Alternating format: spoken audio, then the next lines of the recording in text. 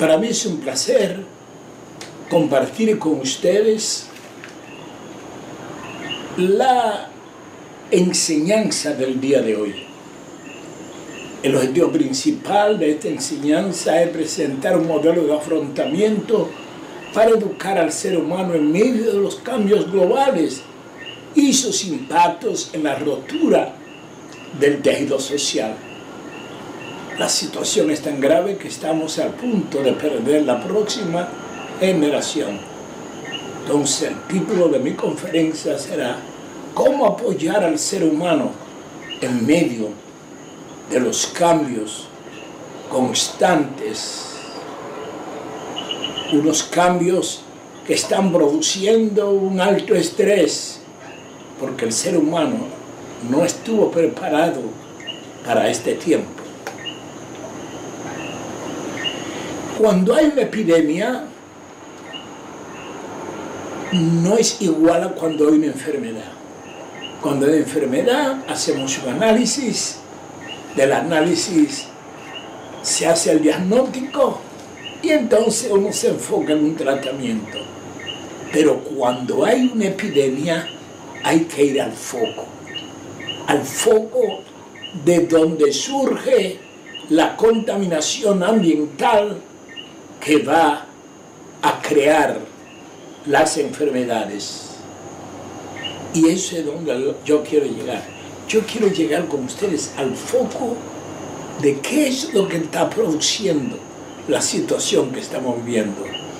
Déjenme hacerle una pequeña síntesis del contexto en el cual estamos viviendo en el día de hoy y ver lo que se puede hacer. Naturalmente, cada vez que llegamos a un punto de cambio complejo, hay diferentes actitudes que van a llevar a un comportamiento. Hay quienes dicen, esto no lo arregla nadie. O sea, tienen un pensamiento de derrota. Hay quienes dicen, yo vivo mi vida, lo que pase a mi alrededor, a mí ni me va ni me viene. Como si el hecho de no darse por entendido quiere significar que no está ocurriendo. Pero hay otro grupo, que es el grupo que dice, tenemos que lanzarnos a la conquista. Entonces, debo concluir este poquito que he dicho, que el cerebro fue hecho para tomar decisiones. Y es a esa audiencia a la que yo quiero llegar. Déjeme ponerle un ejemplo con el pueblo de Israel. El pueblo de Israel, cuando iba a marchar hacia la conquista, organizó a las tribus en 4 partes. En la primera parte, la de al frente, iban 3. En las laterales iban 3, en el izquierdo y en el derecho, y luego en la parte de atrás iban 3 de las 12 tribus. Por lo tanto, marchaban como un cuadrado, pero con 3 tribus por cada lado.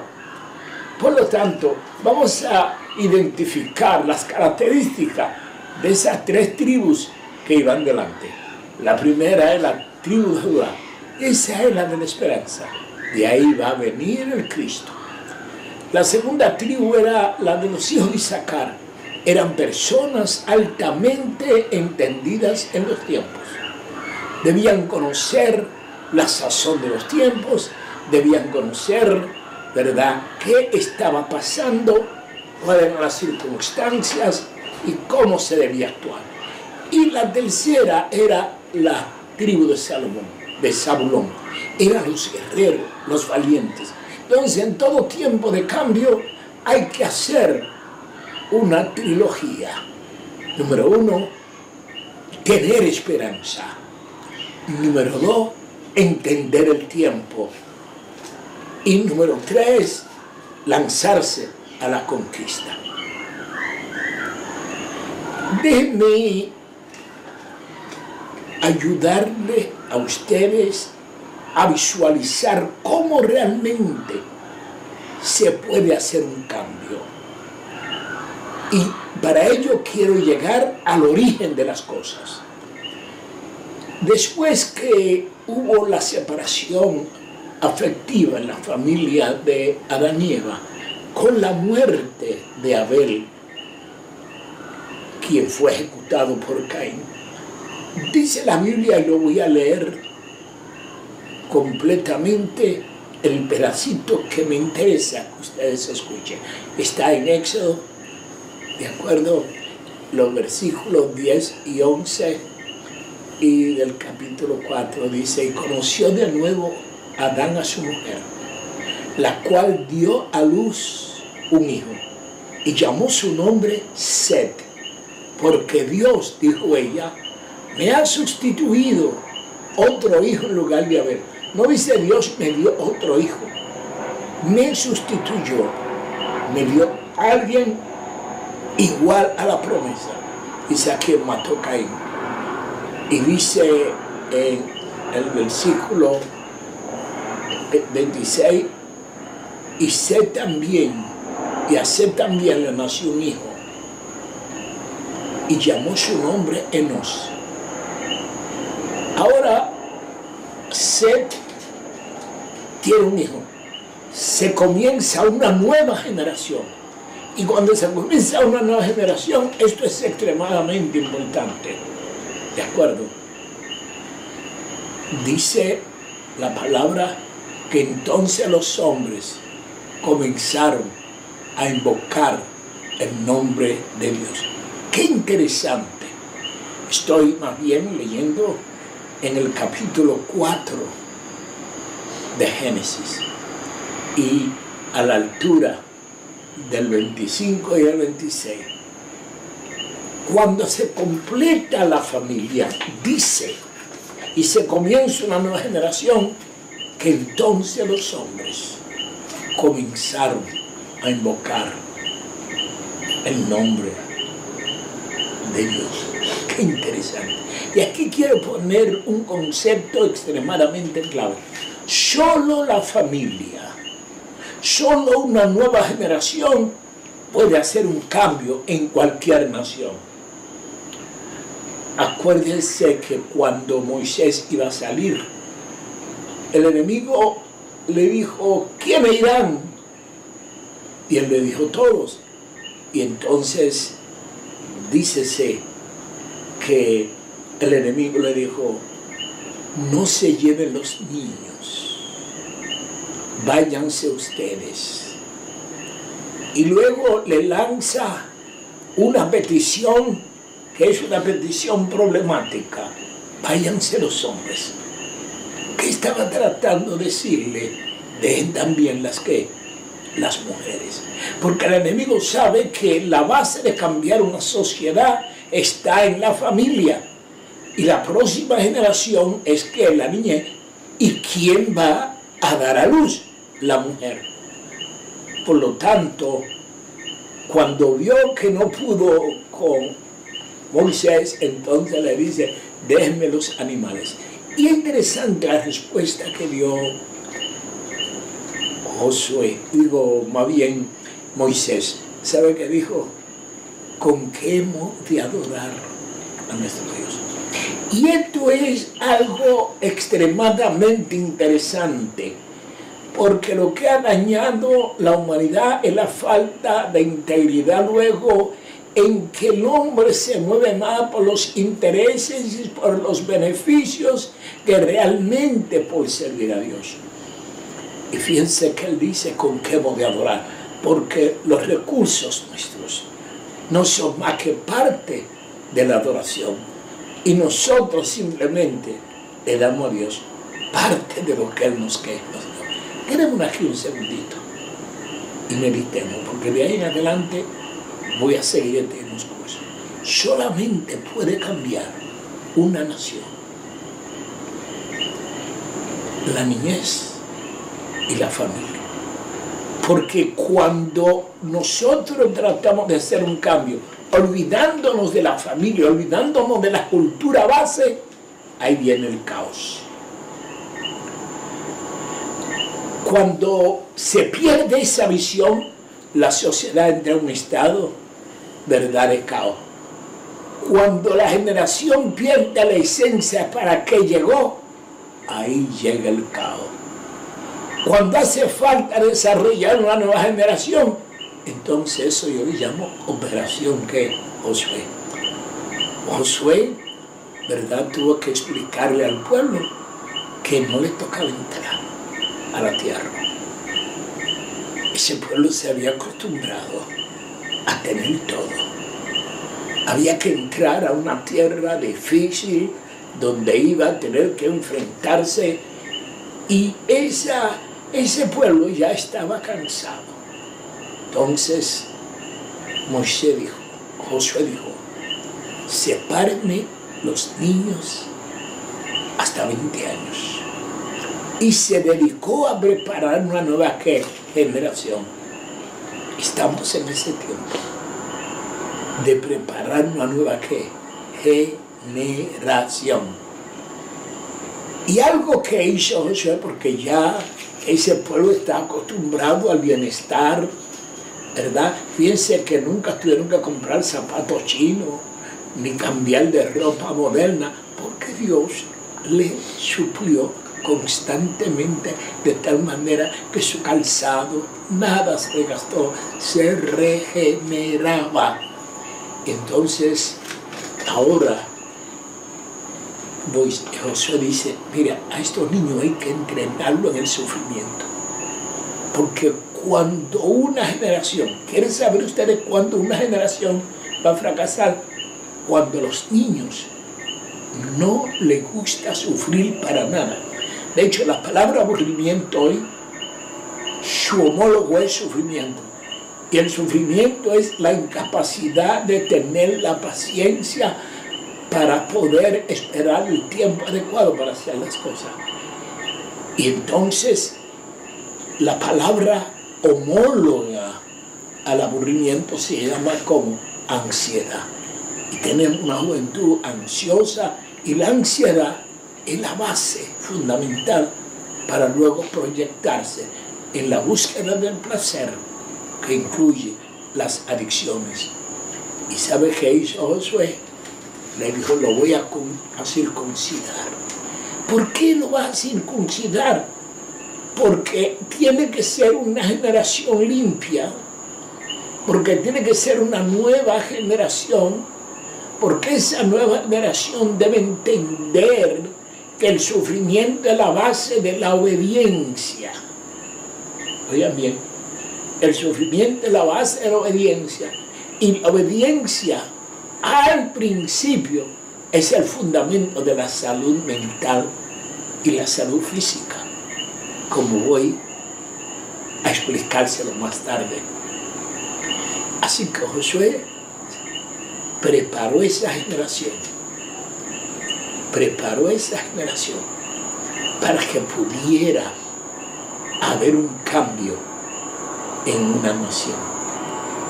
Ahora viene una segunda parte. Dice la palabra algo bien interesante, que cuando murió Josué, hijo de Nun, siervo de Jehová, y toda aquella generación también fue reunida a sus padres, y se levantó después de ellos otra generación que no conocía a Dios ni la obra que él había hecho por Israel. Y después los hijos de Israel hicieron lo malo ante los ojos de Dios y sirvieron a los baales. Qué interesante, qué interesante. Cuando esa generación de adolescentes que tomó el control e hizo la transformación y entró listo a la tierra, dice que entonces ese pueblo que entró con unos ideales, con unos principios, que comenzó con el sufrimiento, la circuncisión, o sea, la entrega del placer de mi voluntad, ¿verdad?, a Dios, se malió. Y aquí viene el doctor Batista con el próximo punto.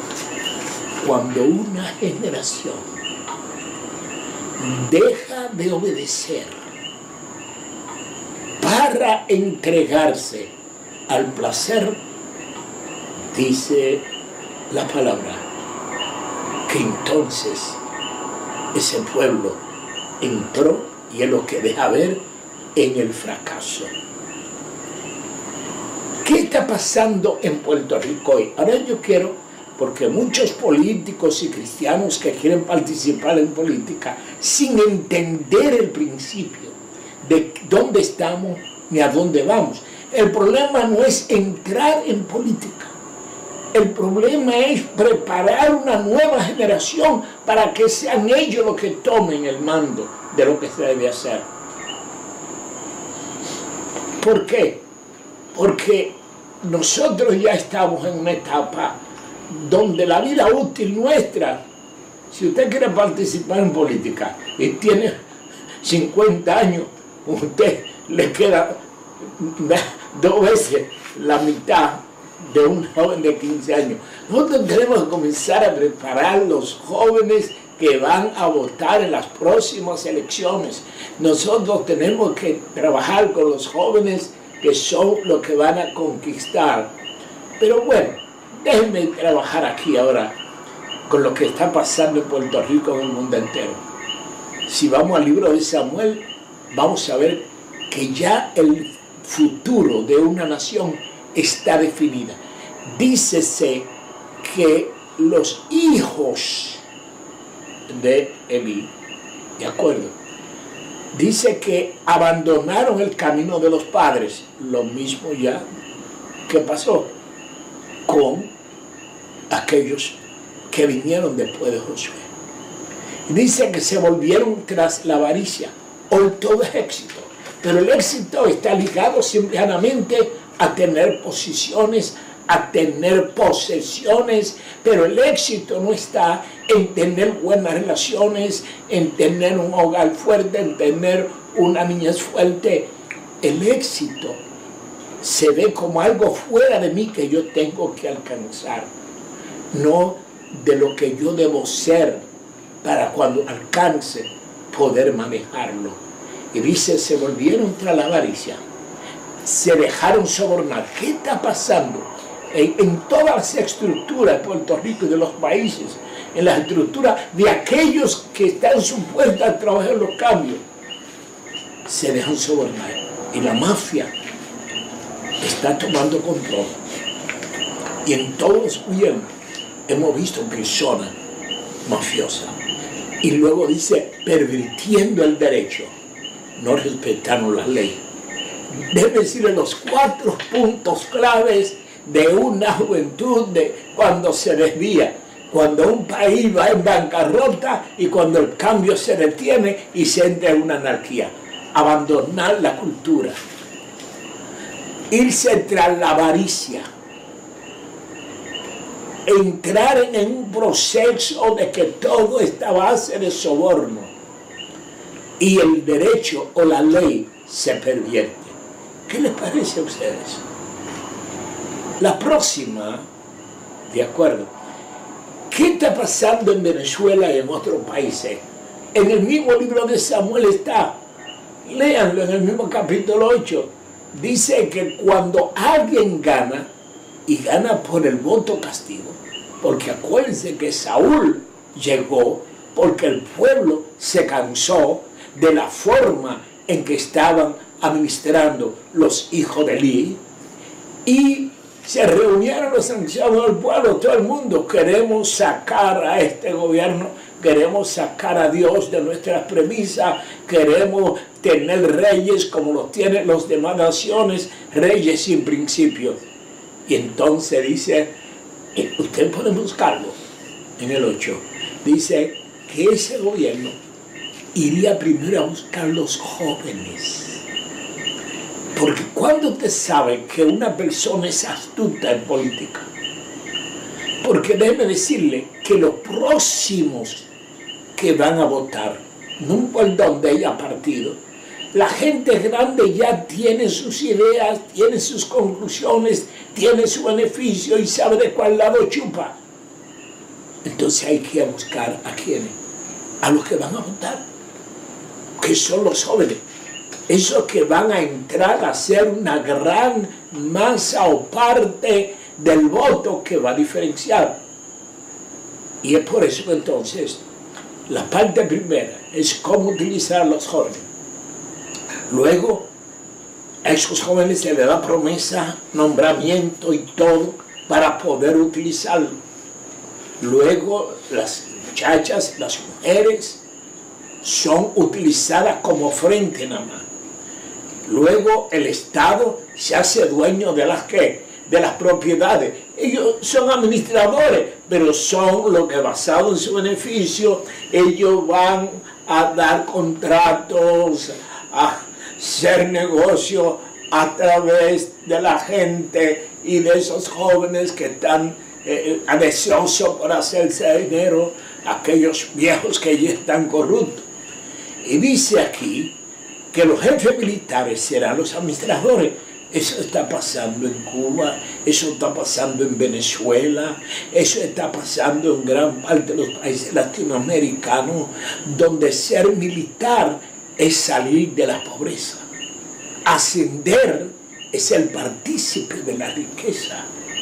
Pero ¿qué va a pasar con esos pueblos? Dice en el capítulo 8 del libro de Samuel que esos pueblos se sumirían en la miseria. ¿Dónde están los pueblos de América Latina?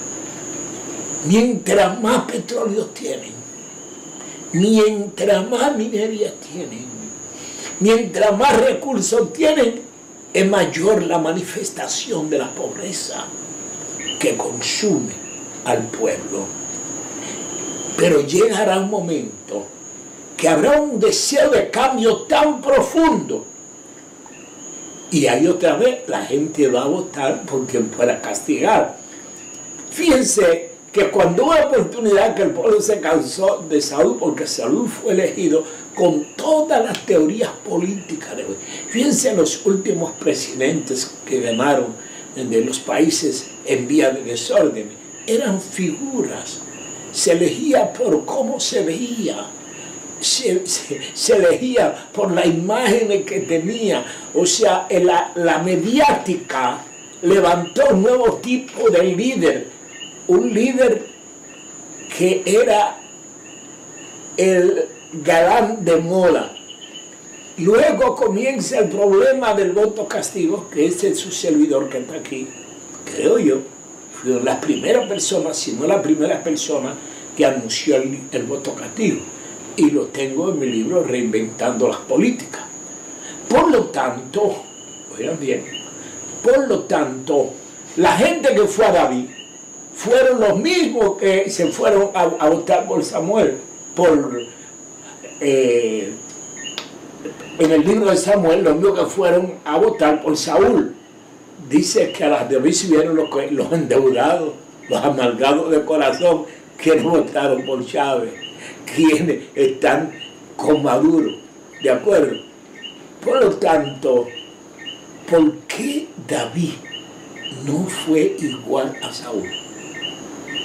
Porque David enseñó a esa gente a respetar la institucionalidad. El día que David pudo disponer de la vida de Saúl, David respetó la vida de el que estaba en la institución. Y eso es extremadamente importante, porque si hay algo que ha perdido América Latina, es la institucionalidad. Ese es el problema. Ahora viene la parte también que es crítica. Todo el mundo cita a Jeremías 6:16. Paraos los caminos, preguntad por la senda antigua, ¿verdad? Y entonces andad por ella, hallaré descanso para vuestras almas. Yo he trabajado con gobierno, con empresas, en hospitales, en fábricas, como agente de cambio complejo. Y cada vez que yo voy a trabajar en una empresa que me dice, doctor, queremos hacer un cambio porque esto no está bien, hay que hacer una cosa nueva, diferente. Yo le digo, yo conozco un texto de la palabra que puede ayudarlo a ustedes mucho. La Biblia dice que cuando usted va a hacer un cambio, usted no hace un cambio por cambiar. Primero, párate. Mira de dónde saliste. Porque si venía bien, algo hiciste bien.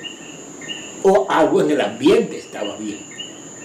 Y si hoy no está igual, entonces hazte la pregunta: ¿qué no hice bien o qué dejé de hacer para encontrarme en la situación que estoy ahora?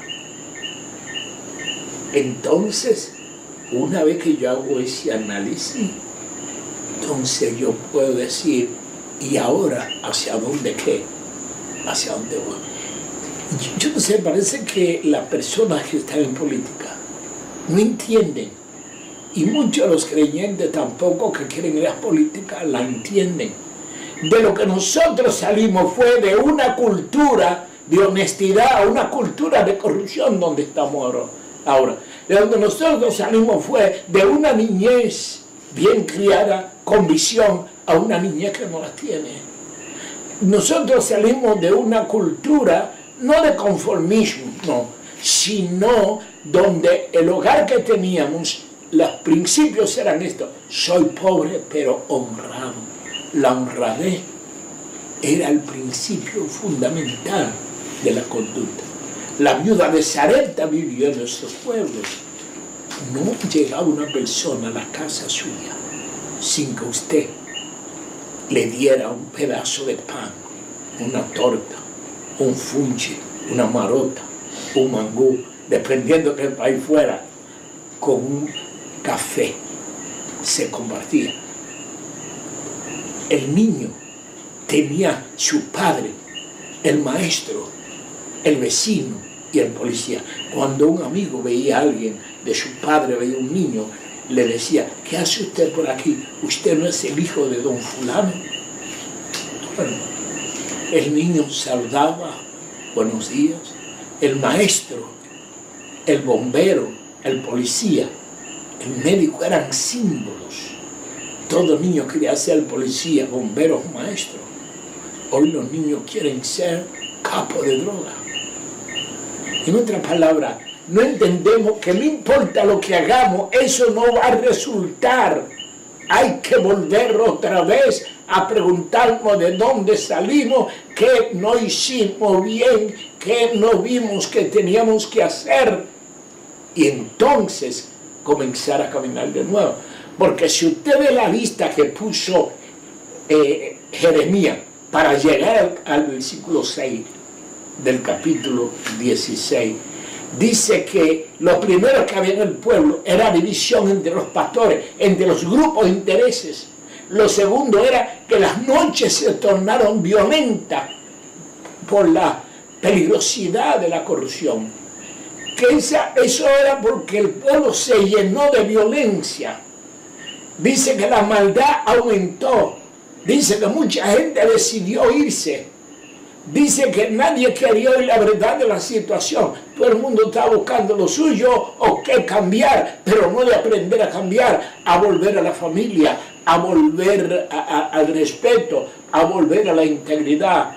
Pero ¿sabe lo que dice? El mal tocará a la nueva generación. ¿A quién está tocando el mal ahora mismo? Dice, el mal tocará a la juventud. El mal tocará a los esposos y a los ancianos. El mal afectaría a la economía. El matrimonio perdería la lealtad. La avaricia corroería la sociedad. Oigan bien, y el ministerio, la religión se convertiría en un negocio. Y ahora mismo el mensaje todo es motivacional, no hay nada de confrontación. Esto lo dice Jeremías 6:16. Si usted quiere hacer un cambio, la Biblia dice dónde hay que hacerlo. Pero estamos inventando cada doctrina, cada cuestión. Estamos dando tanta motivación, pero no hemos ido a la raíz de la situación. Y vuelvo aquí, la raíz está en la familia. La raíz está en la próxima generación. En las iglesias hay miles de cultos. El culto de celebración, el culto niños, el culto de los jóvenes, el culto de las damas, el culto de los varones. Pero ¿cuál es el día de la familia? ¿Cuántas veces al menos reunimos los padres y las madres para ver qué problemas tenemos para ayudarnos? ¿Cuándo se reúnen los muchachos para ver cómo están nuestras relaciones con los símbolos de autoridad? ¿Cuándo tenemos ese encuentro de familia? No. Estamos fuera de balance. El doctor Batista dice que la Biblia enseña que para que una generación cambie, tiene que cambiar la niñez. No se pierdan la próxima charla. ¿Cuál ha sido el efecto visible en la sociedad de todo esto que ya está en la Biblia? Paraos en los caminos, mirad, preguntad y elegid cuál sea el camino verdadero y hallaré descanso para vuestras almas. Y cuando Adán y Eva tuvieron sed, Eva dijo: Dios me ha sustituido a Abel. Y llamó a su hijo Set, y Set tuvo su hijo, y se llamó Enos. Y entonces los hombres comenzaron a adorar a Dios. Nos veremos en la segunda parte. ¿Cuál es la segunda parte? ¿Cuál ha sido el efecto que ya está anunciado en lo que va a pasar con los gobiernos? Ya está anunciado en lo que iba a pasar en cómo utilizar a la juventud. Y ya está anunciado el deterioro total de un pueblo cuando se pierde la visión de Dios en la familia. Muchas gracias.